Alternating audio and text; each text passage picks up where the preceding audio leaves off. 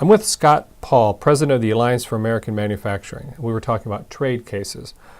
Scott, could you maybe give us a brief overview? When people talk about a trade war or trade cases, what exactly are they talking about? What is a dumping case, for example? A dumping case occurs when an industry in the United States feels like it has been unfairly harmed by international competition or by imports coming in from another country. And our trade laws give industries a couple avenues of recourse to either seek compensation, to stop the imports, to raise the price on them in order to level the playing field. They've been a feature of U.S. trade laws for decades and decades and are one of the foundations upon which our trade policy has been built.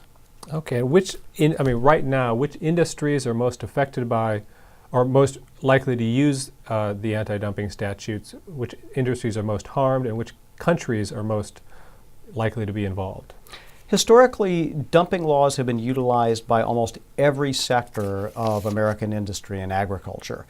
In recent years, the metal sector, steel, aluminum, and steel products in particular, have filed dozens of dumping cases, primarily to address what they perceive to be unfair competition, subsidized and dumped steel coming from China and other countries into our markets. But you see industries as diverse as crawfish and shrimp and raspberries, ball bearings, semiconductors.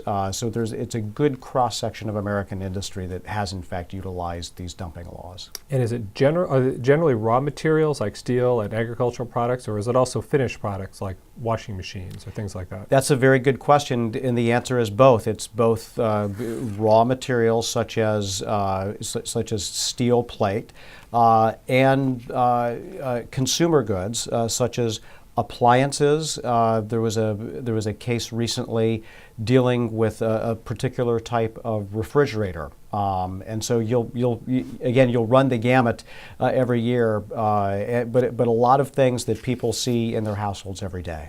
Okay, and these are cases are held or adjudicated where? So there's a two-step process for deciding anti-dumping and countervailing duty cases.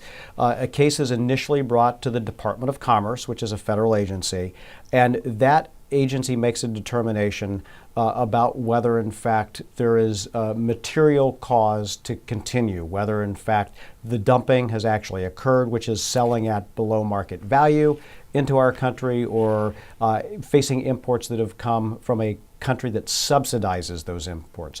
After that step, assuming the Commerce Department says yes, go ahead, the case then goes to a body called the International Trade Commission, which is a quasi-independent agency that decides whether, in fact, injury has occurred to a particular industry or set of workers, whether they've lost profits or market share or have suffered layoffs. And if the International Trade Commission decides that there has been injury and then a remedy is established, it usually comes in the form of a tariff.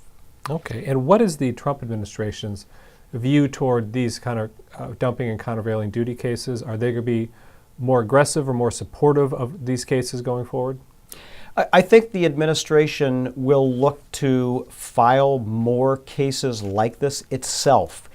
Historically, it's generally been incumbent upon individual companies or industries to both raise the resources, do the research, do the legal work, and file these cases with the Department of Commerce. Our trade statutes give an administration the authority to do this, and I think there's a lot of folks, myself included, who believe that this administration is going to be more likely to proactively file some of these cases to seek relief on behalf of domestic industry and domestic workers. Okay, and finally, tell me a little bit about your group, the Alliance for American Manufacturing. Who do you represent? Sure, we're a partnership between the United Steelworkers Union, which is the largest industrial union in North America, and some domestic manufacturers that are represented by the steelworkers, including companies in the steel sector. So both from the union and the management perspective, they have a wealth of experience in both filing these cases and seeing the results of the relief come in for them. Okay.